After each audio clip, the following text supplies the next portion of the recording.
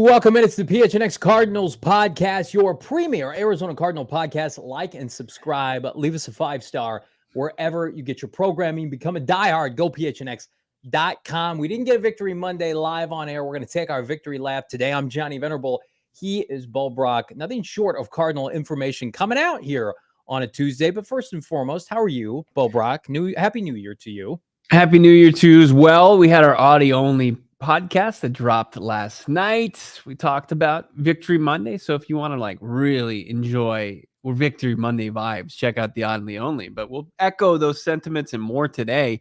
Even had a clip from Jonathan Gannon's press conference yesterday where, he was asked, I think from Bob McManaman at the time, as far as what makes Kyler Murray so good. And Jonathan Gannon was basically like, how much time you got? I think we have the clip, award-winning producer Damon Dog. If we could just fire that off right out of the gates here, because obviously some headline news making its way to the Twitter streets and more. Here's what Jonathan Gannon had to say about his quarterback. Me too long. I think, everything that you want out of a quarterback: command, competitiveness.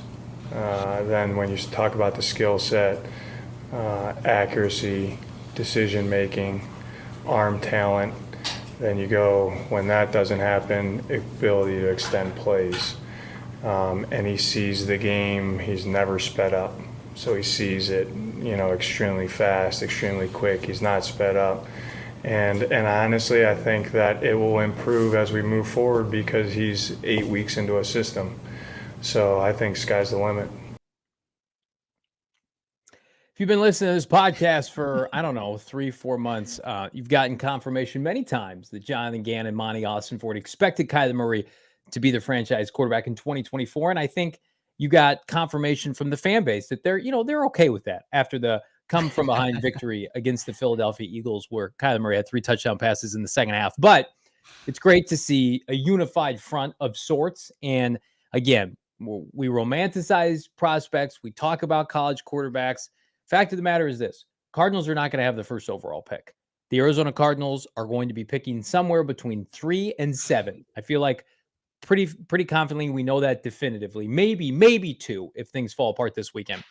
What we also know is that Kyler Murray is going to be the guy pulling the strings and is their signal caller in 2024 and beyond. If Kyler Murray enters the fold with the hardest strength of schedule remaining and somehow goes 500, 4-4 if you beat Seattle this weekend, that's a modern NFL miracle, given the talent discrepancy between these teams that they're facing. I think that at the end of the day, this is something that the Cardinals wanted to have happen. They needed to see it with their eyes. And I think dating back to November, when Jonathan Gannon saw Kyler Murray in practice, it was like, if I can't work with this, if we can't make this work, that's an indictment as a head coach. Yeah, no doubt about it. I feel like, especially in press conference situations, like you're trying to get answers for questions that you don't know the answer for. Yeah. Anytime you hear Jonathan Gannon talk about Kyler Murray, even after pedestrian, below average performances throughout his return since week 10, he's been very complimentary. Even when we've seen those performances where I think people were wanting more from the quarterback, Jonathan Gannon's been there to kind of lift up his quarterback and reassure everybody that he has full confidence in him. And, that clip right there, I didn't even think the question had to be asked. Moving forward, well, there's only 1 week left in the season. I mean, after just 8 weeks, I don't know. Are bonita fish big? They're what you could call a trophy fish there, Dale. Yeah, I guess you could say they're pretty big. I mean, Kyler Murray's the Cardinals franchise. What's wrong with this guy?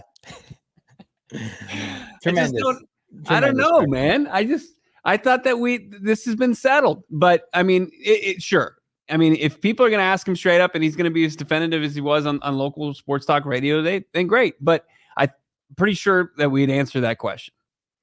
We did. This show did. Alex, $4.99. We enjoying that K1 Kool-Aid for at least one more year. I mean, I think they're going to go to the playoffs next year, Alex. I think, and thank you for the super chat. I think this time next year, it's going to be a situation in which, oh my God, thank God we have Kyler Murray under contract. If he stays healthy, and we map this out on Twitter, he's going to throw for over 30 touchdowns next year. His projection this year over 17 games is 30 touchdowns with a middling team off a torn ACL.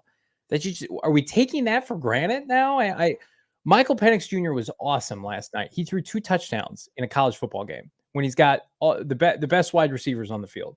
Kyler Murray threw 3 touchdowns against the defending NFC champions on the road with Greg Dortch and Trey McBride and James Conner in a watered down offense and Michael Wilson, because Hollywood Brown's injured and DeAndre Hopkins was cut from this team back in May. Like, that's what Kyler Murray has to work with. And I don't know. Again, everybody's entitled to their own opinion. Yeah. I want Kyler Murray on this team. You are 100% right to have that opinion. I'm just going to disagree with you because I've seen the alternative for this franchise. Like, I push back on people. Don't you want stability? Don't you want clarity? Like, they have clarity now that they can go in this offseason and load up. And then the mood in that locker room. And I love the clip, by the way, from Jonathan Gannon talking about Ossenfort that you put on PHNX Cardinals, Bo, basically saying, like, Monty and I talk every day. And he's about, like, down the line, I'm in the moment. It's going to be a really fun time in the moment saying, we have a franchise quarterback. Let's get him as much help as possible so we can win games next year. Yeah. Anybody wants to go through the rigors of, let's take a wild card on a young quarterback. I mean, that's after last offseason when we stripped this roster down. Nobody wants to do that. The one thing that is very refreshing about this new brain trust, the new decision makers in town, and Monty Ossenfort and Jonathan Gannon, like, sure, like, they'll tell you some things in press conferences, and it'll be coach speak, it'll be general manager speak. For the most part, they're not disingenuous. Like, they were far from it. And when you see authentic reactions like Monty Ossenfort after the game, just clobbering people because he's so excited, high-fiving and hugging people, including Kyler Murray, because he is just so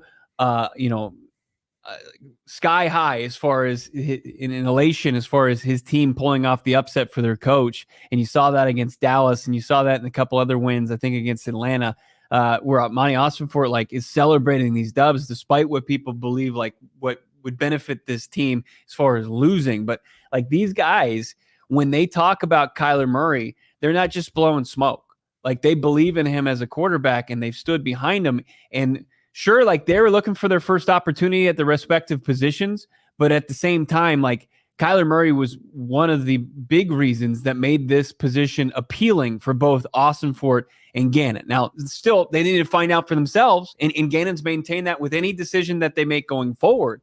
But, Kyler Murray, there's certainly questions surrounding him, but as far as the skill set and then the confidence to really tap into that skill set, I think Monty and JG both believe in it. And then, like, to hear that from JG, in the quote is, they're in lockstep, right? That they're talking this roster and its players on a daily basis. And obviously they've got, like you said, what Monty's doing and then what JG's doing, like, they have very different roles. But as far as talking players and that continued communication, as far as what they're going to do with the players currently on the team and the players that they're going to, hopefully view and identify as solutions for this team down the road, he said it's the lifeblood of this program.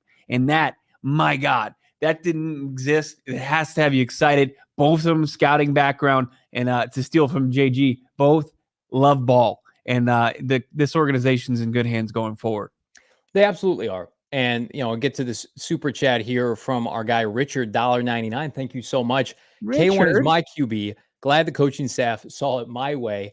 I think, believe what they do and believe what they say. And they've been with Kyler Murray every step of the way.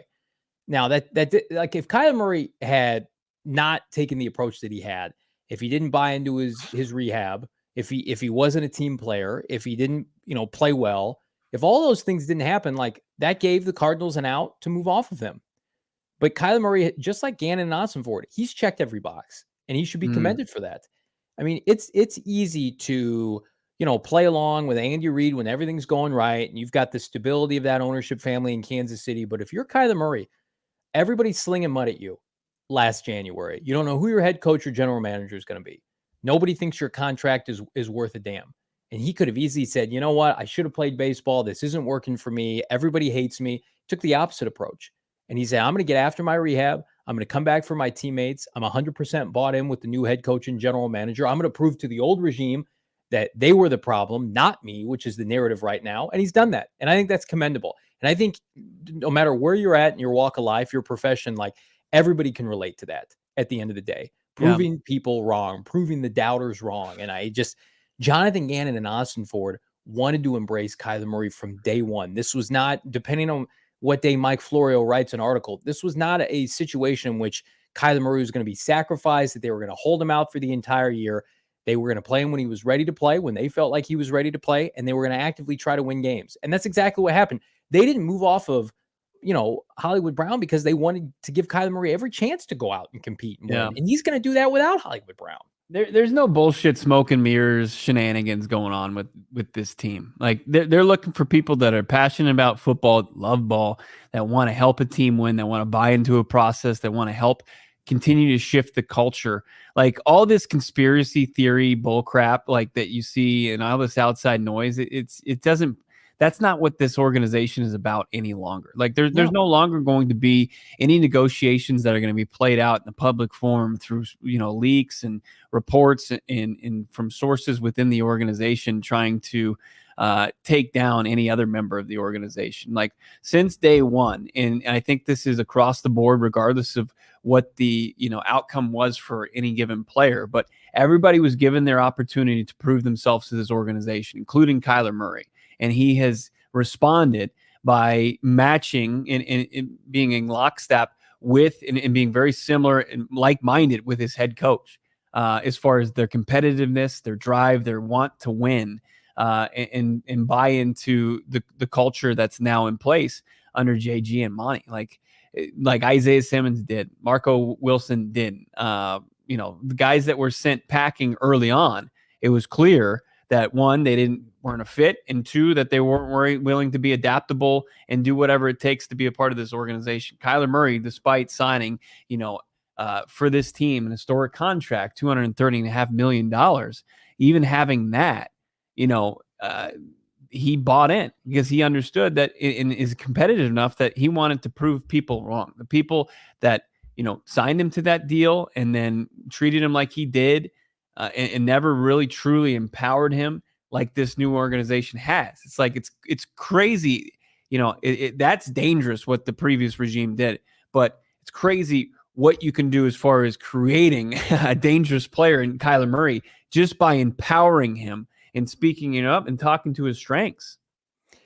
Ben Cork, $5 super chat. Thank you so much, Ben. Petzing called a good first and second half. Run heavy, simple throws. Outside kick was an elite call. PHLY pod had to concede JG was fired. It's great to see that. And again, I think Jonathan Gannon proved to everybody in the football landscape that Philadelphia, how they treated him, that's the best form of revenge, going out and taking it to him. And his defense got the big time stop at the end of the game, ban, forcing Philadelphia kick a field goal. And the onside thing, man. I was talking to Dortch about it today. He talked about it a little bit on purpose, all purpose. He said, not everybody kind of understood the strategy there, but man, was it like big brain, elite level thinking? I was like, was that a Rodgers thing? Was that a JG thing? Was it a collaborative? And Greg couldn't tell me, he wasn't sure, but he knew that it was definitely part of a strategy that they either get the onside kick or it shortens the field for Philadelphia, and that they weren't going to have the ability to just take the air out of the football and bleed clock by having, more field to work with. I mean, come on, man. I don't know how many coaches, I don't want to it's not getting enough play right now on Monday or Tuesday, because at no point, because I'm going to tell you right now, had Philadelphia scored there, the Cardinals score, they're going for two. They're playing with to try to get a W and get out of there. And how can you, I was surprised when it happened, but I immediately was just Cardinals are scoring at will this afternoon. I want Kyler Murray to have the football again. I have seen this defense, and I've also seen Philadelphia bleed clock like nobody else. If Jalen Hurts wanted to, and Philadelphia wanted to, they could have ran for 4, 5, 6 yards every play. You even said to me afterwards, it didn't feel like Philadelphia ran the ball nearly enough against the Cardinals, and that's part of the reason I'm concerned about this weekend, because Pete Carroll much more susceptible to let's just run the football with his backs, and that's how they get victories. So it was Gannon's best coaching job, top to bottom, of the year, easily. Yeah, I mean, the previous drive, I think, told Jonathan Gannon all he needed to know before making that decision, right? And I mean, the testicular fortitude in order to do so, right? To make that call. Yeah. And basically concede points, but the defense did its job, and obviously I think that the play callers for Philly got way too cute, and the Philly fans shown on the telecast losing their minds, like, oh man, that was just chef's kiss. But I mean, really, like the previous job when they tied that game 21-21, and then Philly was like, oh shit, we've got to impose our will against these guys, and they did. They took the ball basically the length of not the length of the field, but they got the kickoff. And they just Swift, Hurts, just pounding the rock and doing it with ease, getting like chunk plays here and there, and then punched it in to go up 28-21. And it was just like that's all you needed to see, because they could have done that again. They could have easily like replicated that drive. And for them to be like, okay, it's either we recover the onside kick or they get the ball basically at midfield and it saves us some clock. And they can just punch it in half the time.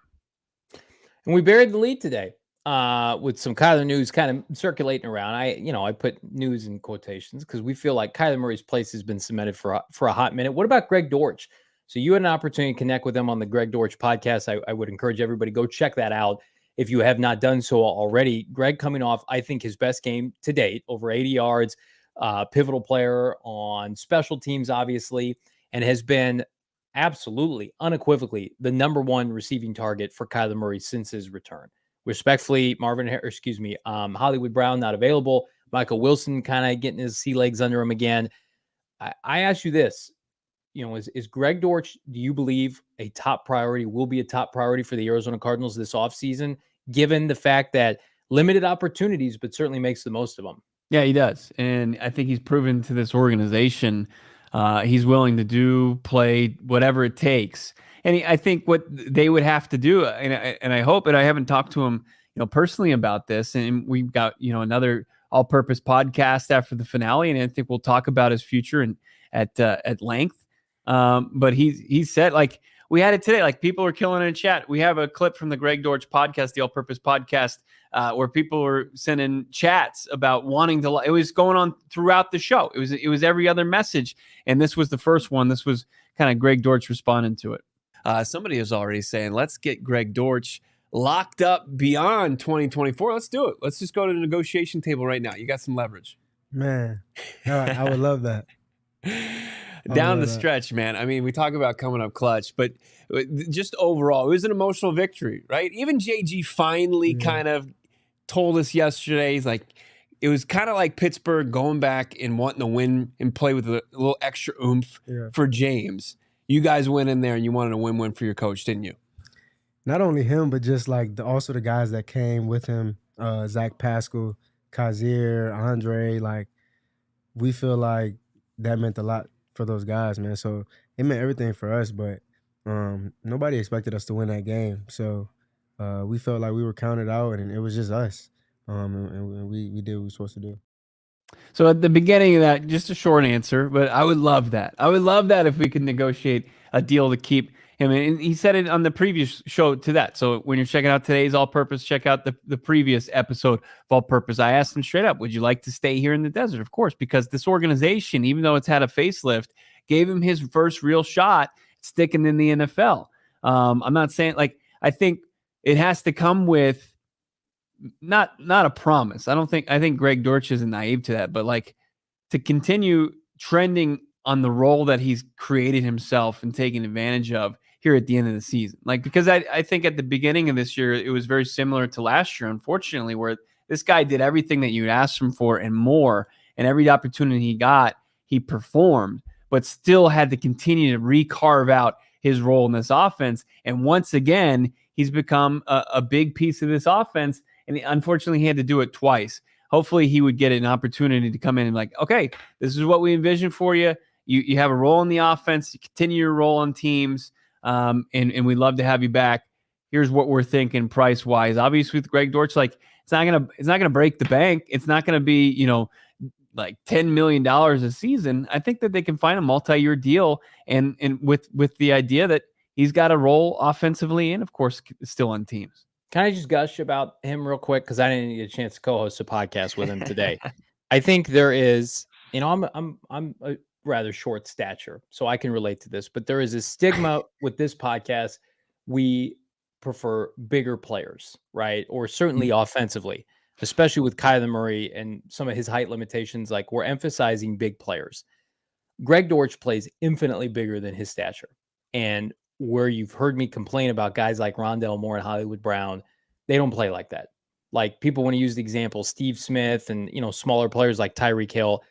You can scoff at this. That's how Greg Dortch plays football. He plays bigger than his stature.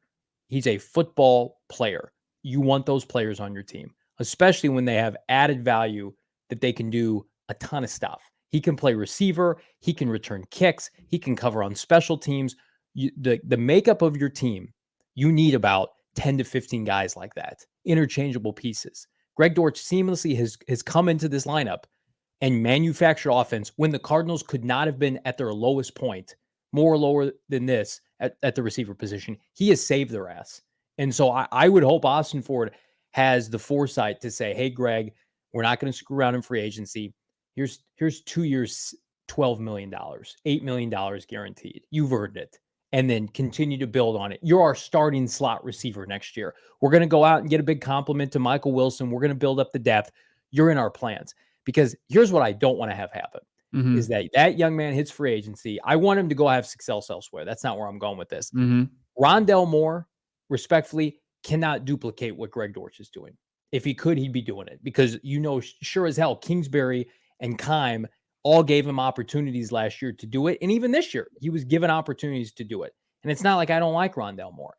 Greg Dortch is a plus kick returner, plus punt returner, and an exceptional yards after catch player, especially from the slot. I do not want to defer to, well, we have Rondale, so we'll just put Rondale Moore in Greg Dortch's place. Greg Dortch is a better football player than Rondale Moore. That's not disputable. Right. And, when you kind of get hesitant because of the size, it's like you have to consider, like, Hollywood Brown's going to probably exit this organization via free agency. And you've got the three guys on their contract. You got Michael Wilson. He's 6'2". You've got Zach Pascal. He's over 6 feet. We'll see if they continue on with his second year in his contract. And then Rondale Moore, who's 5'7". So if you add Dortch, you've got another guy under 6 feet. But then that's it. I think they're going to fill out the rest of the wide receiver core next season through free agency. Like, guy you've brought up, DJ Chark, like, that makes some sense, right? He's over 6 feet tall. There's plenty of other options on, like, the secondary, third tier of wide receivers, and we're not even talking about the big guys. I mean, as much as I'd like a Michael Pittman Jr. or T. Higgins or Calvin Ridley, like, we'll see if they even hit the open market. But there's going to be an opportunity to really add size to this wide receiver room. And then in the draft, like, you could add 2 guys. So it's just like you're going to get bigger at that, with Hollywood exiting, and then, just how Monty Ossenfort and what he likes from wide receivers, like, they're going to get bigger. Why not continue? Like, it's easy. It's just like the Beachum thing and the Will Hernandez contracts last year. It's like, you know what you're going to get in Greg Dortch. Why not at least fill out another roster spot at that position? Because you're so thin, and it's a proven commodity to this organization. Arizona Animal, Dortch is what Rondale Moore was supposed to be. I also think he's more valuable to you than other teams because of what he's shown he can do for you. Deuce, I agree with this $2 super chat. People scoff at this term. He does have a clutch gene. Like, he's a winning player. You know what winning looks like? Like, Larry Fitzgerald, a winning player. Darnell Dockett, Adrian Wilson, Carlos Dansby, winning players. They're not all the same position, the same player, the same university, the same round in the NFL draft. Like, you guys are smart. You know it when you see it. I want 83 to get the football in big, important games, or get big, important moments in the game. We saw what happened in Michigan, Alabama yesterday. That's the opposite of Greg Dortch. I want Greg Dortch to have an opportunity with the game on the line to return a kick or a punt or whatever. That it just, you cannot put a price on that. And he's also like 24 years old. He's in his mid-20s still. Yeah. You should get his best football with this next contract. So I went from, Greg's probably going to test the open market. We'll see. I've been somebody of that mindset. Like, Rondale Moore's probably going to take over that role. I'm on the record now. That's a mistake. If you think Rondale Moore can replicate what Greg Dortch is doing next year, if you're Monty Ossenfort, I wholeheartedly disagree. And this would be the biggest loss in free agency if they let him go, because these are your foxhole guys. You're winning with him right now. Build on it. Bring him back. When you look at the last couple weeks, wins and losses, I look at the Falcons game. He had a big return to put the Arizona Cardinals in a big position to kind of change that game. You look at the Steelers win, huge play on third down from Greg Dortch. What was it, 3rd and 12? He goes and gets 17 on a contested catch. 49ers, I think did he even have a touchdown against the 49ers, right? Didn't he find the end zone? Yeah. You had the Bears game with that huge turns, what Britton Golden said was a 3-yard catch, and a 40-yard plus touchdown where he's just embarrassing guys just before Christmas. And then yesterday, the kick return, I think, to start the game-winning drive, and then the big third down catch that he had, and then, of course, the big 36-yard catch and run where he puts it in primo position to punch in the James Conner go-ahead touchdown. I also think, don't discount, this is probably the first time all year where he's been above on the depth chart at practice above Rondale Moore and Hollywood Brown. It's like, oh, we're going to practice with Greg, and we saw practice last week in the bubble. We're going to practice with Greg with the ones, right? Mm-hmm. Or maybe 2 weeks ago with Chicago. Look what happens. He's going to produce for you. You can't say that about anybody else right now. A couple super chats coming down the pipeline. If you guys have not done so already, please like this video. Let's get to 300 likes for a Football Tuesday. Zach 499. Keon Coleman reminds me of a taller Anquan Bolden. Wow, I know it's an unpopular opinion, but I would rather have him than Marvin Harrison Jr. Everybody's entitled to their own opinion. I can tell you right now, Keon Coleman is going to come a hell of a lot cheaper in terms of draft capital spent than Marvin Harrison Jr. But I think Keon Coleman, Zach, to your point, is going to have a really nice offseason. He's going to look really good in shorts in Indianapolis. It's just going to be of the mindset, did he have enough good tape this year? He got off to a hot start and then kind of faded. So I'm a fan. I'm a fan of all these receivers suddenly because MHJ suddenly not as available as he once was. Alex 499. Hard work beats talent when talent doesn't work hard. Absolutely. Moore, I think, is more talented, but can't maximize his opportunity like Dortch does. I think Rondale Moore works hard, just like Greg Dortch. I think Greg Dortch has a better feel for the NFL game as a receiver. I think that's just what it is at the end of the day. Yeah, I think he's got great instincts. He's got the ability to just find open space. Like you saw it in the next level analytics as far as just separation that he was creating last year, and he continue what he did against Philly DBs last year or last week. I mean, he found open space, and there weren't a whole lot of contested catches, and he took advantage of it. And that's route running, that's instincts, that's stuff that sometimes you can't teach, that you either have it or you don't. Yeah. Illadre 499. Let's not forget that Dortch produced with TJ or QBs or maybe other QBs. Yeah, he produced with Colt McCoy. He's produced with Kyler Murray. He's produced with Joshua Dobbs at times. Last year, at the end of the year, whatever the Cardinals were doing at quarterback, he was producing. He's producing a tune in the preseason. Yeah, he is a interchangeable chess piece that is valuable to this team. And whatever role he can have on a Sunday is going to help you win a football game. Brack Morris 499. You guys are crushing it. 499 super chat from Brack. I know Neighbors is only 6 feet, but he is every good as MHJ, in my opinion. The way he can speed up while changing direction is unreal. He had a pretty quiet bowl game. I wonder if that was semi-intentional. Brian Johnson Jr., his counterpart in LSU, fantastic. I'm a Neighbors fan. Roma Dunze made his case last night. It is can we say it's a historic wide receiver draft? It certainly feels like we're trending in that direction. And if we can't come home with a 10 out of 10, an all Hall of Fame level prospect, that doesn't mean that some of these other receivers can't become Pro Bowl level pass catchers. Yeah, no doubt. We've seen as much as maybe some quarterback, the quarterback prospects translating to the NFL level is at some point it was man, this just going to be a quarterback factory now.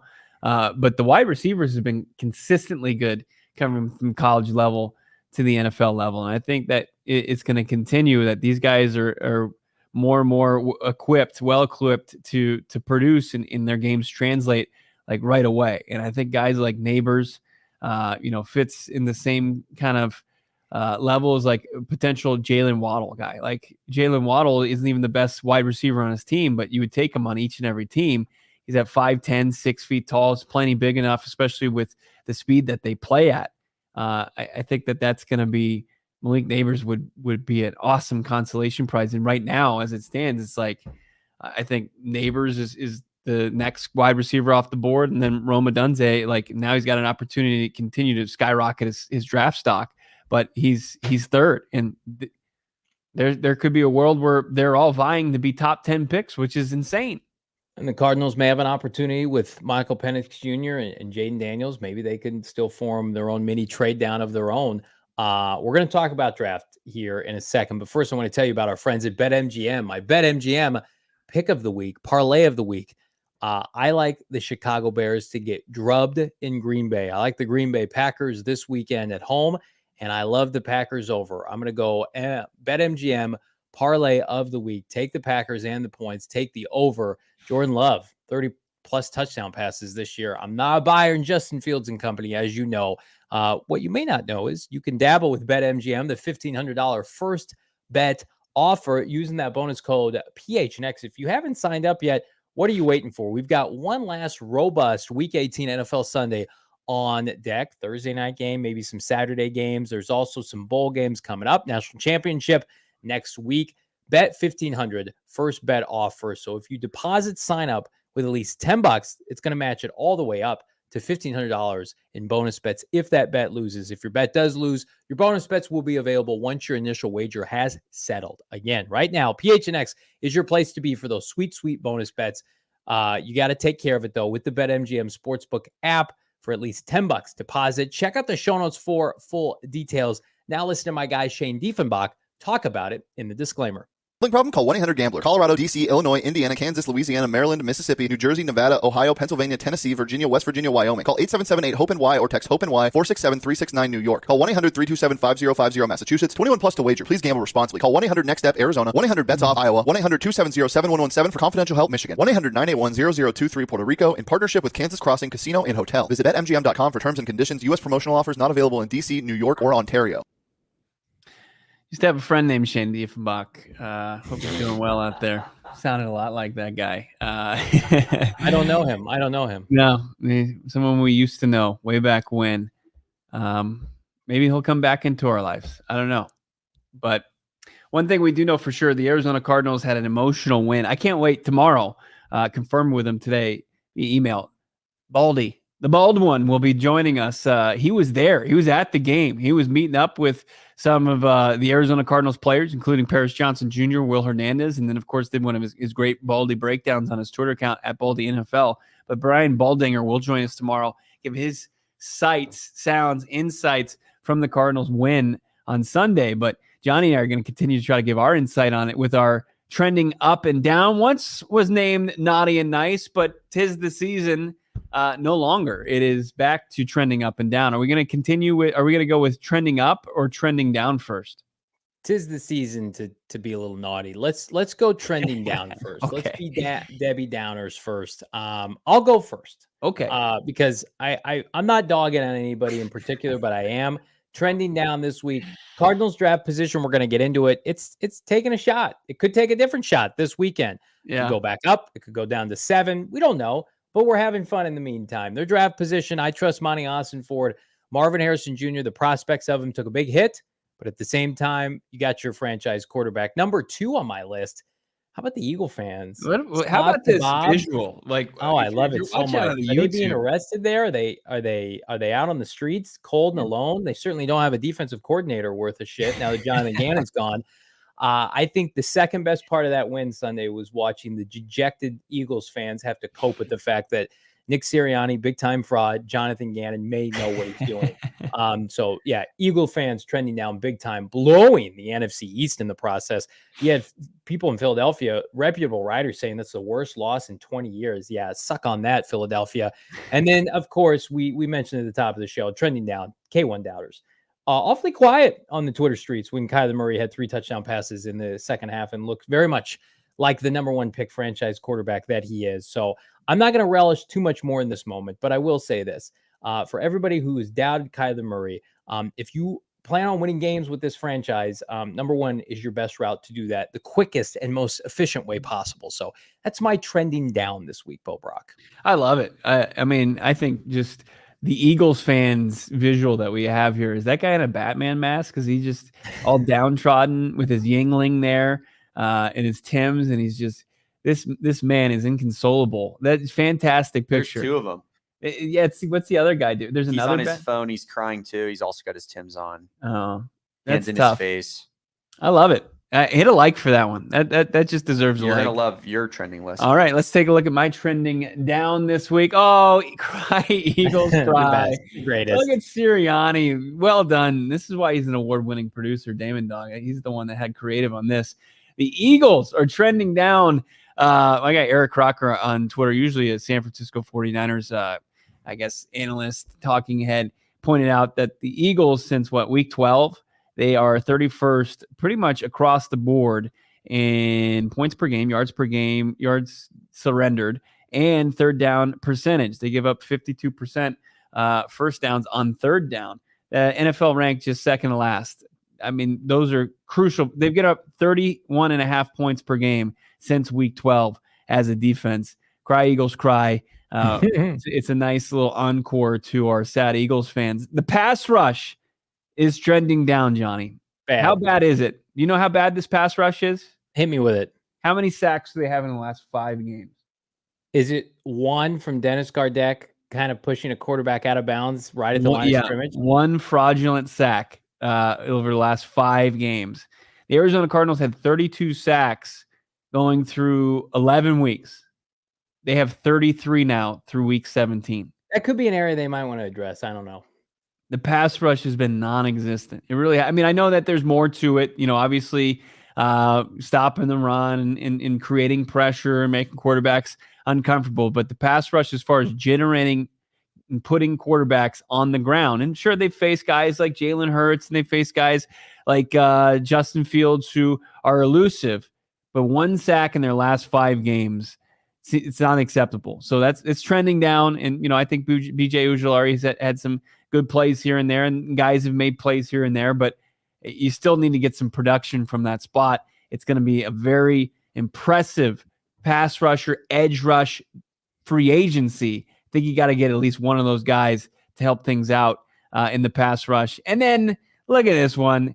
Trending down are negative vibes here in the Valley because it's only positive vibes. Look at how just completely excited Monty Ossenfort, James Conner are post-victory. Things are trending up here in the Valley of the Sun going into the regular season finale, despite the record just being what it is at 4-12. James Conner, he's an all-time player for this franchise, Yeah, and it's wild. Yeah, it's like Trey McBride and James Conner. We don't give a whole lot of credit on this podcast to Steve Keim, but pulled one out of his ass, didn't he? He did. Yeah, James Conner, man, that guy's an inspiration. He absolutely is, and he's the heartbeat of this franchise right now. Let's check out my trending up for the week. I'm fired up, baby, about these 3 entities. Paris Johnson Jr., ever heard of him? He hasn't missed a snap this year. He was the highest graded offensive lineman for an offensive line that whipped Philadelphia's ass on Sunday. He's ascending blue chip player. He's going to make the Pro Bowl next year. He is infinitely better than any first round, second round, third round offensive lineman with respect to G.J. Humphreys that Steve Keim ever drafted. This is what a first round top 5, 7 pick is supposed to look like. Monty Ossenfort nailed it. I don't care what Will Anderson Jr. does or Jalen Carter or Devin Witherspoon. You want a Pro Bowl tackle? You got one in number 70. He is just a monster. And I go watch the tape of he and DJ Humphreys doing work on the edge. I mean, did you hear Hassan Reddick's name once? They had a kind of a fluke sack where Kyler Murray tried to run upfield and got tackled at the line of scrimmage by Jalen Carter. That was it. So you love to see that. How about this? Wide receiver core for the Arizona Cardinals also trending up, albeit for just 1 week. Michael Wilson, great to see you. Welcome back, my friend. We've already gushed on Greg Dortch, but you're looking at 2 guys I think that should be part of the starting core next year. And then to Bo's point, can you add a complimentary veteran in free agency like a DJ Chark, somebody like that? We'll press the phones. We'll work our sources to see who that could be this offseason.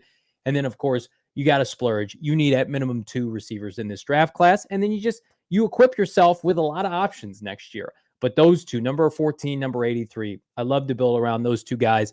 How about number 22 in the backfield? Michael Carter Jr. Good hell. That was impressive. Putting people on ice against Philadelphia in the open field. We already know James Conner is going to be back in the fold. Michael Carter's under contract. That's your 1-2 punch next year. You want to take it back, somebody falls to you, that's fine. I'm kind of the mindset now, given how stable that unit is and how unstable all these other units are, I don't think I'm drafting it back before day 3. I think that, if you find somebody in the 4th or 5th round you want to bring in, have them, come and play a supplemental role, maybe find Connor's heir apparent. But next year, I need 60-40 of that duo. That's impressive. Thank you to Joe Douglas for being incompetent at your job and making Michael Carter available for us to, what do you average? 8.7 yards per clip against Philadelphia. It was unbelievable. The move too, that they just parted ways with Dalvin Cook. I mean, whoopsies. What a mess.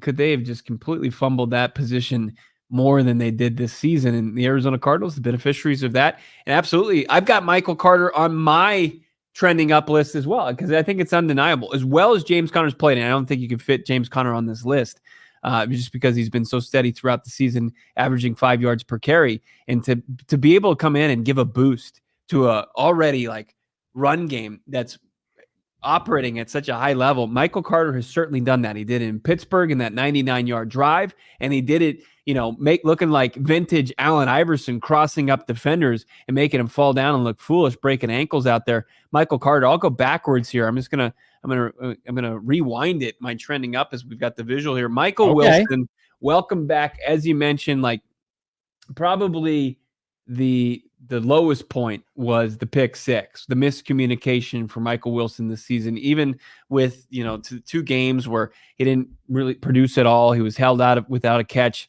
in his 2 games since returning from his neck shoulder injury. But Michael Wilson returned in a big way. Not only did he have 4 catches for 35 yards, but he had the touchdown on 4th down, which was so clutch, and then came down with a big 2-point conversion. Michael Wilson quickly getting back up to speed with his quarterback. And then speaking of the quarterback, it's time to give some flowers, even more so to Kyler Murray. As I was pounding the table for Kyler Murray after him and the offense were moving the football, but then couldn't cash in the red zone, saying, what's going on here? We need to see it. Kyler Murray finally showed it to us. 13 for 14 in the second half, 130 plus. The 3 touchdown passes, was nearly perfect in that second half, and capped it off by engineering the 7-play, 70-plus yard touchdown game-winning drive. Kyler Murray is trending up at the right time for this Arizona Cardinals organization as it approaches a pivotal 2024 offseason. You love to see it. I agree with all of them. How about you love to see these in the chat? We got super chats. Thank you guys so much for the support today. Hit that like button. Brack $1.99. Neighbors broke the LSU receiving record on Saturday. He's an impressive player. And speed translates. And the Cardinals have had speed, but they haven't had size like Neighbors. Murray looks awesome. Keitrell Clark is balling this training camp. You take what he has at face value, because game recognizes game. And the Cardinals have a lot of dogs on their roster. Mm-hmm. And so just continue to stack those kind of players up. They don't have to be household names necessarily. They don't have to be high draft picks. But Greg Dortch, he deserves to be a part of this team's future, because right now he's helping to shape it, Bo. Yeah, let's continue with these super chats. Deuce, chime in. Thank you, Deuce. $5 super chat. When you lose as much as we do, you have to cherish these wins. I want to be proven wrong in a good way, not just a win or a great start here and there. Looking for consistent success, and so is this organization. I mean, as you mentioned, this organization's won 8 games over the last 2 seasons. That's not enough. And people are, I think, tired of moral victories, but to get one in this season under this new leadership, I think it was important. So, yeah, looking for, more consistent just wins overall. No doubt about it. Zach, $4.99 super chat. Last one. I hope to God we draft a QB2 in the draft. K1 has not played a full season. Keep up the great work, boys. I agree. I think you should draft a quarterback almost every year. And I think while I like Clayton Tune, I think they would be better served to have somebody of maybe a Joshua Dobbs skill set where they can come in, maybe manufacture offense with their legs, mobility. But I have a feeling, I don't know this definitively, I think they're going to go back to Jacoby Brissett this offseason and see if he has interest backing up Kyler Murray. given the fact that he's likely to be released from his time in Washington. He didn't get to play much this year, validate his role. I think with Drew Petzing potentially getting head coaching interviews this offseason and really the hot candidate that he could potentially be, I don't think he's going to get a job. I think if you're Jacoby Brissett, you want to hitch your wagon to somebody like that. Yeah. Clayton Tune has got to improve, right? And, I don't think that just because they utilized the 5th round pick, that they gave him every opportunity. He's primarily been this team's backup since training camp throughout the preseason and this regular season, and got that start against Cleveland. That necessarily means he's here beyond this season. Like he's got a long way to go still to be, for any team to be comfortable with him going out there and playing. And how many needs you have on your roster?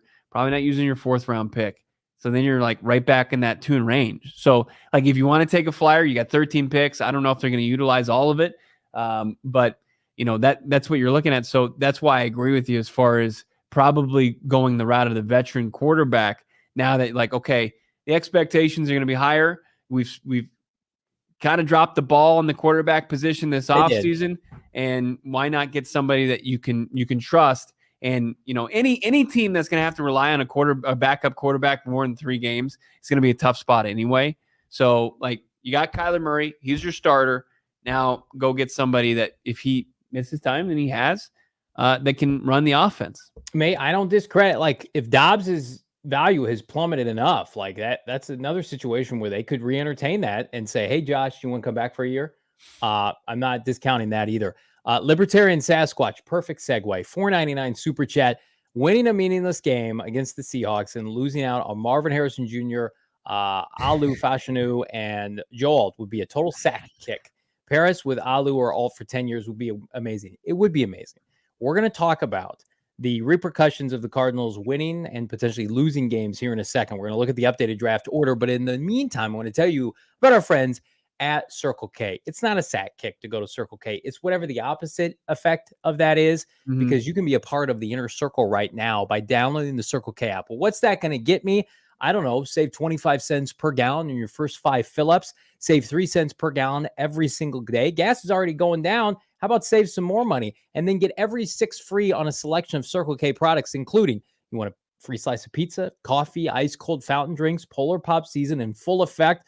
All you got to do is join the Circle K Inner Circle for free. It's exclusive, but it's also for free, which is great. Download the Circle K app today. Terms and conditions apply. Find them at any participating locations. Visit CircleK.com for more details, or CircleK.com/store-locator to find the Circle K nearest to you. You've got one more chance to go see Kyler Murray, the Arizona Cardinals, play in just right there in front of you, State Farm Stadium. Go to Game Time app right now, and you can get in the door at $15. $15. You can go watch Arizona Cardinals play football, final game of the season. Or how about the Phoenix Suns? They're starting to heat up. Suns have a couple home games coming up. You got game tomorrow. You got the Heat coming to town on Friday. Don't miss out on any of that. You can get into a Sun Devils basketball game for $1, by the way, on the Game Time app. My God, you can take the entire family and then some. And you can use the promo code PHNX, get $20 off your first purchase. So all you have to do is download the Game Time app today and then redeem code PHNX for $20 off. And you can get those last-minute tickets, lowest price, guaranteed. You can even get out there, tailgate, great lawn, State Farm Stadium, buy your tickets before you go in, and you're going to be saving yourself big-time bucks with Game Time.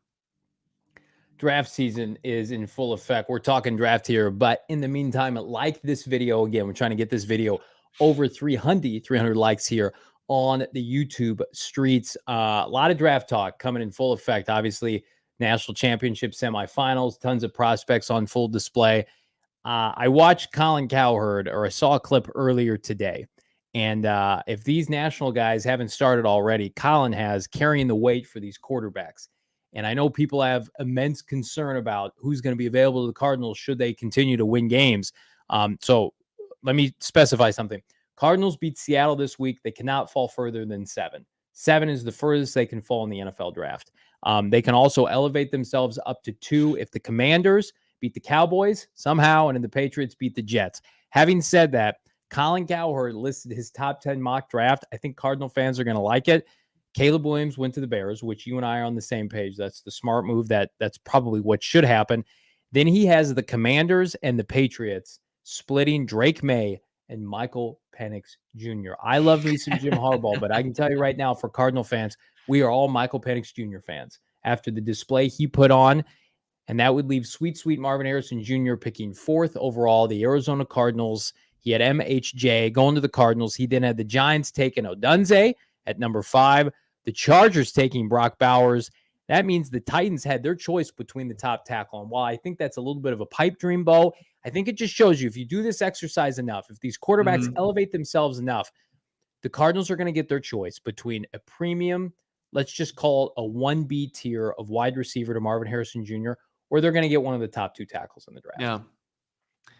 Yeah. Michael Penix Jr. Yeah. I mean, look, great college quarterback. Don't sully his name on the show. We're building him up. And then, like, Jaden Daniels is in this conversation. Like, I was hearing around the team facility last week that, you know, there's some scouts around the league that believe that it's a 3 quarterback draft. He had him going 9th, by the way. Jaden Daniels is going to be in the conversation. It depends on how he does during the pre-draft process. And, you know, Heisman Trophy winner, put up impressive stats just like Joe Burrow, but you know, I think he's going to be deemed probably a polarizing prospect because obviously his time here in the desert and, you know, what he wasn't able to do and then the guy he transformed into playing under Brian Kelly at LSU and trying to differentiate, like, does it translate to the next level?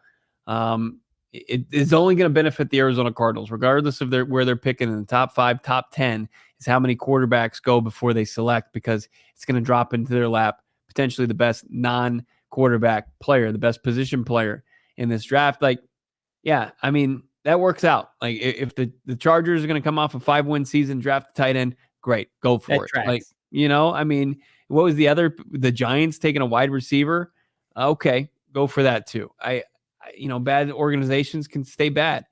They've got a lot of holes all over that roster. I just don't know, you know, what a wide receiver, if you're giving it to Daniel Jones, is going to do for you. Didi in the chat, there are a lot of teams that need a QB1. I agree with that. And I also think I like Anthony Richardson fine. I think all these quarterbacks have made a better case to be top 10 draft picks than Anthony Richardson was last year. And we saw Anthony Richardson at the scouting combine. I walked into the bathroom with him. You know, he's a big dude. He's a monster. But I think that he was elevated in part because of a weak quarterback class last year after Stroud and Bryce Young went 1-2. I think this class is infinitely better, even though none of them are my cup of tea because we have K1 Kyler Murray, baby. But the Cardinals are going to get a great player regardless of where they pick. But I'm with everybody. I want the Cardinals to have the best pick possible because I want options open and I want them to control the draft. And I said this on our Creeper Johnny. I wasn't creeping on anybody. I said this on our audio only podcast. I encourage everybody to listen to it from yesterday. I'm jealous of the Chicago Bears because the Chicago Bears get to control the draft and the narrative. And if they want to pull off a mini trade down and still get Marvin Harrison Jr., like, they have that option. But it's almost like a double-edged sword. When you pick first overall, you're conditioned to take a quarterback, especially the caliber of Caleb Williams. So it's like you're damned if you do, you're damned if you don't. The Cardinals having now a non-top 2 to 3 pick means that Kyler Murray is your franchise quarterback. That's a good feeling. Like, I saw somebody on Twitter, they added me and they said, you don't remember when the Cardinals beat the Vikings and it knocked them out of the first overall pick to number 3. And that was the year they took Larry Fitzgerald. And I love Larry. And I think they would have taken Larry first overall. What didn't they have when they drafted Larry Fitzgerald? They didn't have a franchise quarterback. Like, they have a franchise quarterback now. Then you can supplement everything else. Yeah, I didn't look. Listen, I think what ended up happening was maybe I was walking out while he was walking in, but a fist bump might have been exchanged. Yeah, but that's about the extent of my interaction with Anthony Richardson. I mean, if I'm trying to remember it correctly too, obviously you've got the player podiums, which were behind us at the time, and then so you had a full view of like who was coming out of that area, and I think you did kind of see he was headed towards the restroom and might have timed your walk. Okay. To That sounds made up. I don't know if that's I don't know. I mean, Sports Hero saying Brian wants to know, was it a urinal or a stall, Johnny? I sometimes I just want to use a stall for some privacy. Can you accept that? We're on camera all day at the combine. I absolutely love to see it. I just needed some quiet me time. I did not share a stall with Anthony Richardson. I'm pretty sure he did his own thing. I did my own thing. Just a couple of pros at the combine getting the job done. What's so hard to understand about that?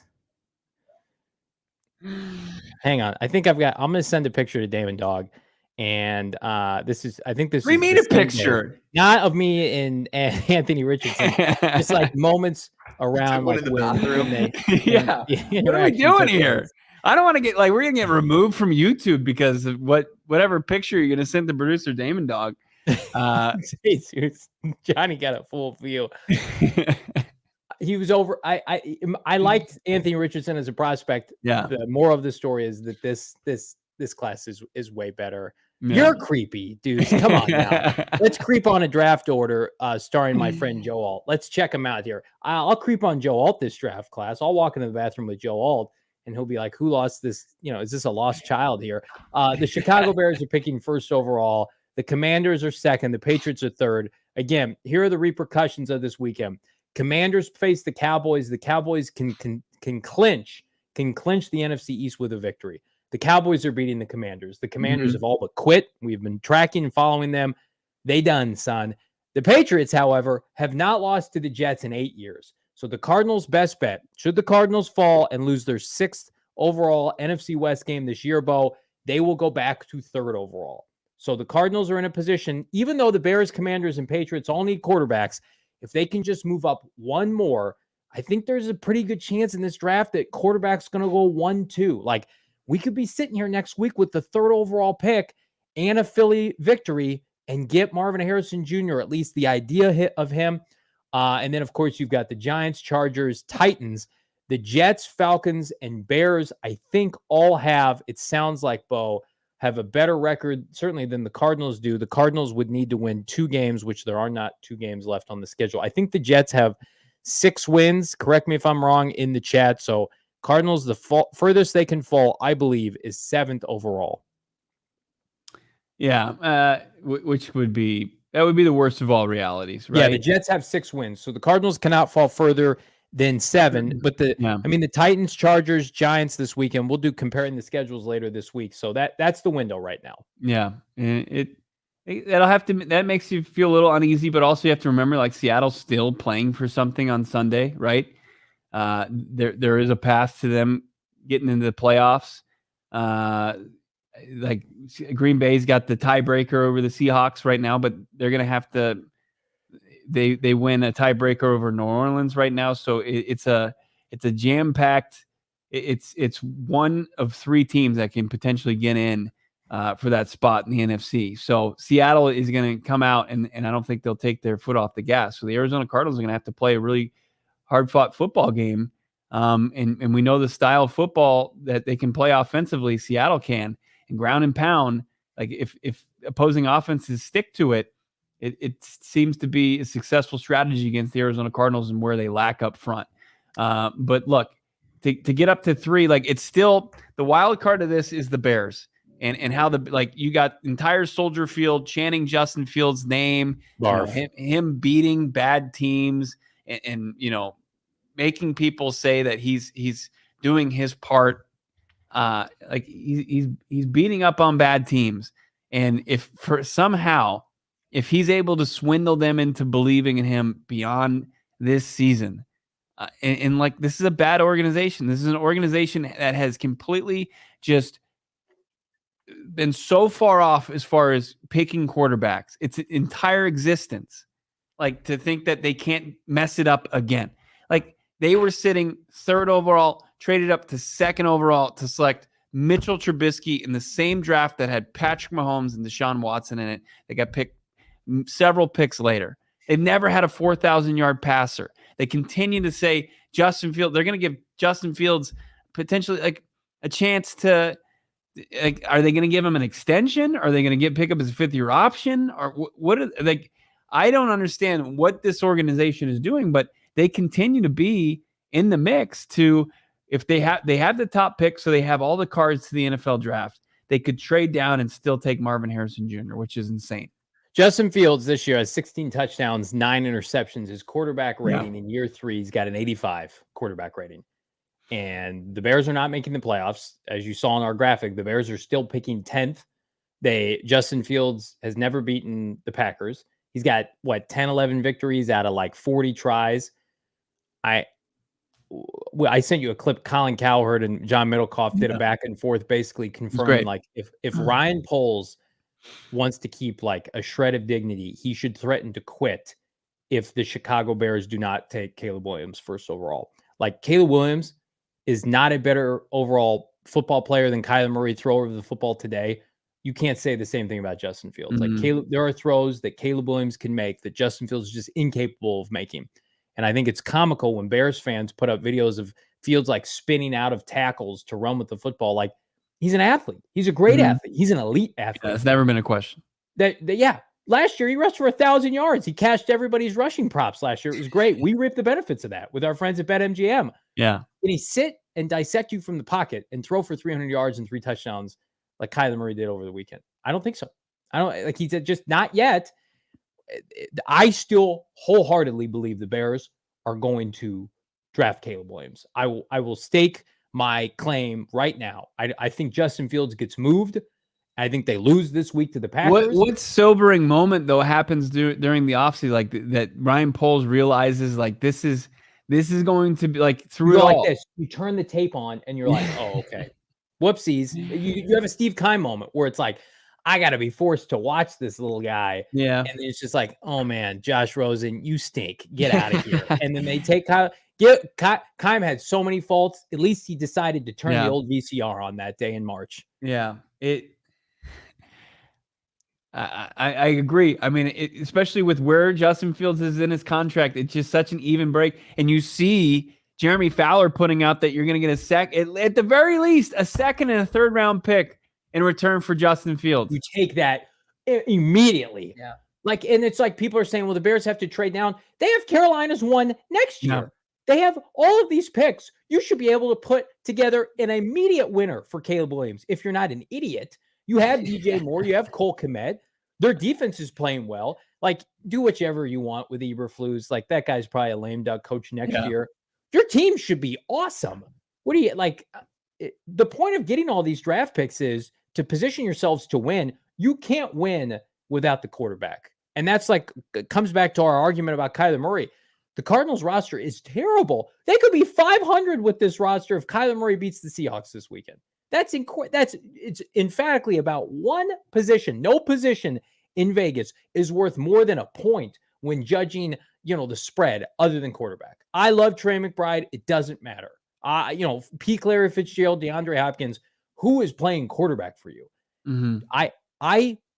We all know what's going to happen. Jordan Love is going to undress the Bears. The Bears are going to lose in embarrassing fashion to the Packers, who are white fucking hot. And they're going to move off of Justin Fields. And Bears Twitter is going to be in complete disarray. And we're all going to sit there and we're like, we've been telling you this for weeks. You can romanticize Marvin Harrison Jr. and DJ Moore. It's not happening. And the Cardinals are one loss away from it being a very real reality. Now, I don't want to scare anybody. I looked up the schedules. So let's see the draft order one more time. And we're going to do sizing up the schedules later this week. Damon Dog, the Giants play the Eagles, who could either be sitting players or they could be trying to, I would imagine they're going to try to win this game and win it convincingly. They have some mojo going. Mm-hmm. They've been sitting players, kind of indirectly and losing 4 out of 5. So they're going to prioritize this game. The Titans play the Jaguars with the division on the line. So that's not a good sign. The Chargers play the Chiefs, who have not been playing great football, who need a tune-up game. If the Cardinals win this weekend, I'm going to make a prediction right now. Cardinals are picking 7th overall. I hate your doomsday. Does anybody disagree? That's what's happening. Last week you were telling us that they had a clear path to the top. They did, and then now they went from 1 to 7. Congratulations, everybody! I hope you DVR'd the game last week. Enjoy it this offseason. We're gonna need it. Damon's got the picture of me at the combine. This doesn't help your cause. After what is this? Was hanging out with there. I'm so sorry. First off, is that Yosemite Sam? Like, what is going on with the facial hair? That, I bought by that the way, jacket at Bo TJ Maxx. is the facial hair Nazi. first off, yes, that jacket, you flew to Indianapolis in February and you didn't have a coat. So you had to go to the local TJ Maxx and buy a jacket because Arizona boy had no idea what the weather was like in the Midwest, the place I'm he a grew West up. Coast elitist. I don't do cold. One more time with the picture. First of all, everybody take a look there. First off, who is this picture for? That's Who did peak you send mail, it to? That's peak mail form right there. And you're lying if you say otherwise. Look at the views coming up on the podcast. Look at the likes coming up. Me and Anthony Richardson, just guys being dudes at the combine, having a great time, working, doing a job, having a job to be done. While Bo composes himself, let me tell you about our friends at Desert Financial Credit Union, the official credit union of the Arizona Cardinals for more than 84 years. Desert Financial has been Arizona's largest, most trusted local credit union. I'm not sure if Anthony Richardson uses Desert Financial, but the Venerable household sure does. Check them out. Checking accounts, savings accounts, mortgages, loans, credit card investment options, and more. You got a little disposable income here after the new year. Desert Financial, they can hook you up. If you're an Arizona sports fan, they can double hook you up. There's no better place to do your banking than Desert Financial Credit Union. Represent the Red Sea with the Arizona Cardinal Visa debit card. It is sweet, I can tell you. Show your team spirit. Open a free checking account online. Desertfinancial.com. I've done it. It takes like 3 minutes. You get your debit card in the mail a couple days later. It is seamless. I want convenience with my bank. There's a ton of them all over the valley. Desert Financial Credit Union. Make the smart financial choice. Sign up today. Let's see the picture one more time. We got to see it. Johnny Venerable at last year's NFL Combine. This is your neighbor. He wants to know every single tool you have in your garage. He wants to talk about it in depth. He can name every single tool from the 2023 DeWalt entire collection. Like, what is this? Who is this guy? This looks like Ned Flanders PHNX edition. That's somebody who just got finished talking about NFL PA grades, and I needed to take a selfie. That's when that news broke. This guy has a dad joke of the day, no doubt about it. Just holstered and ready to fire each and every morning. I got, of course, to tell you about becoming a diehard. If you want access, you want to mainline to that guy. You want to be able to talk to him one-on-one. You can do it in the exclusive member Discord and talking about the draft, talking about this upcoming offseason. And I mean, get ahead of it right now. Become a diehard today. And we're talking off-season every single waking moment. Before every move is made, we're going to start to look at it, which direction the Arizona Cardinals can go in the draft with prospects or scouting. We're going to be in Mobile. We're going to be at the scouting combine. We're going to be everywhere, and we're going to be talking about it in the member Discord. We're going to be posting articles and exclusive content at gophnx.com. And the only way to access the full site is becoming a diehard today. Gophnx.com. Also, becoming a diehard, you get a free shirt, hat, you're choosing each and every year. You can also check out which one of those you want. Go to the PHNXlocker.com. See the full merchandise locker right now in all its glory. Great selections there already. Do a little super chat action here. Ben Cork, another super chat, $2. Thank you, my guy. A division win for this coaching staff would be money. They need it. They are 0-5 right now. And as much as I love the wins against Pittsburgh, Philadelphia, Dallas, this division is a gauntlet of Hall of Fame level head coaches. Gannon needs to show that he can compete with these guys. And I think it would be great. I mean, get a division win and couple it with Kyler Murray playing 500 ball with this team. That'd be pretty awesome. Kyle, $6.99. Thank you so much, Kyle. We appreciate you, my guy. Diehard Cards fan from Ottawa, Canada. Well, thank you so much. Going to my first game in the desert this week. Awesome. Nice. Against Seattle. Bittersweet because a dub puts us in that 5-win. Listen, we just broke it down. Enjoy the game, first of all. Root for them to win. Live in the moment. We'll deal with the draft implications later. Kyle, have an absolute blast, my guy. Johnny tells you that, and he's already saying they're falling to 7. Just prepare for it. Johnny draft. I'm saying they're going to win the game. Yeah. Topic 64. A friend of the program. Absolutely. $4.99 super chat. Thank you so much. Topic 64. Alt, MHJ, Rome, Fashionu. One of these guys should be our first pick. Absolutely. You can't go wrong with any of those guys. That's the foursome right now. Yeah. I mean, Fashionu and Alt, top tackles in the draft. trying to figure out and decipher, who is the consensus top tackle. And that's going to be what's going to be fun about this pre-draft process, to see those guys light up combine stats, pro days, putting up, huge numbers as far as their size goes, their agility, their quickness, and of course their strength. Joe Alt, though, 6'8", 20 years old. Just Dad played in the NFL. What more do you want? Notre Dame churns out, NFL offensive lineman. Chase. Oh, Chase with the chat of the day. New profile pic. What have I done? What have I done? Johnny at the combine with his creepy stash. And an all-time self. That's a great move from Chase. We got another super. This guy's been killing me all day for my stash, Johnny. Yeah. It's really brutal over here. But are you taking selfies? Chase, though, can I say something? Yeah. Like that wasn't a stash. That was my facial hair grows out like that. Yeah. I have just a much fuller stash than anywhere else. Like this is all just kind of, it's a little bit pubic, and then this goes heavy in the pate. So yeah, I can't get a full lustrous beard. This is what I get. This is Cards After Dark at 5:45. Topic 64, $4.99. Rumor saying that Washington and New York are ready to give it all up for the number 1 pick. If they should, here's some logic for you, Chicago Bears fandom. If other teams are trading multiple ones for the right to take Caleb Williams, and your quarterback is worth a day 2 pick, what decision should you make, dummies? Should you maybe take the quarterback that everybody thinks is worth 2 to 3 ones? Or let's go with our guy that somebody might give us like a 3rd rounder for. Awesome. Right. Great stuff, guys. Washington is in a prime spot, but if they fall in love with Caleb Williams, with the rumor mill is saying right now, like they're willing, in new ownership, Josh Harris, they're willing to just the entire world for it, then great. But man, love to see some of that just fighting at the top for the quarterback position, and the best non-quarterback can fall in the lap of the Arizona Cardinals. Like losing and going to the 3rd overall selection, it feels like, as long as it's just not a brutal performance on Sunday.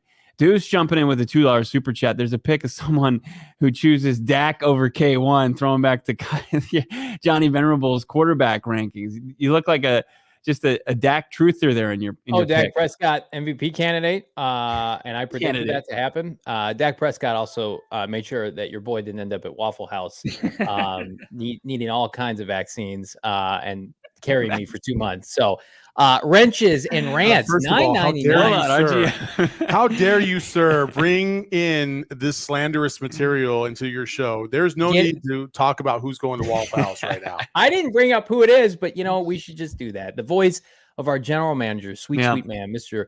Saul Bookman, headed to Waffle House. I got all my vaccines. I'm good to go.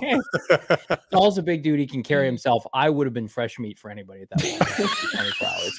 I would have been the belle of the ball at that Waffle House, and I would have been live streaming from the corner booth and just fearful for my life. So, that's not what that picture, Damon Dog, but the picture one more time. It just this looks like a guy who's a professional just patron of the Waffle House. Johnny's combine picture. Doesn't this guy look like he's got his own booth?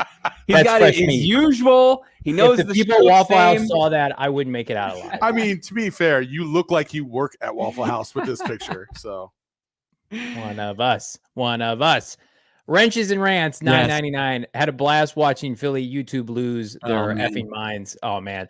Plus watch PHLY channel, and wow, JG is the absolute worst person.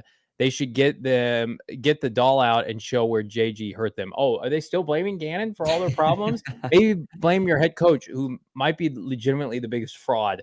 Josina Anderson put out a cryptic post that said that potentially an NFC East head coach could be fired, and not so many words. And people are connecting the dots that, like, if Nick Sirianni, let's say if they lose in the first round in embarrassing fashion, that they could potentially fire Nick Sirianni.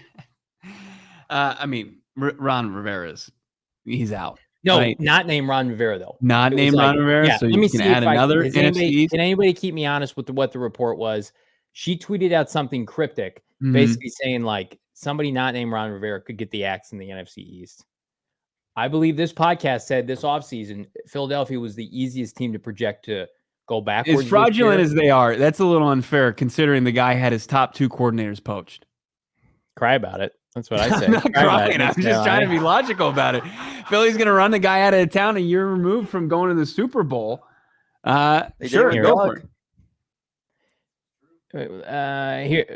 Here it is. Change is circling the NFC East. One potential move would be unexpected.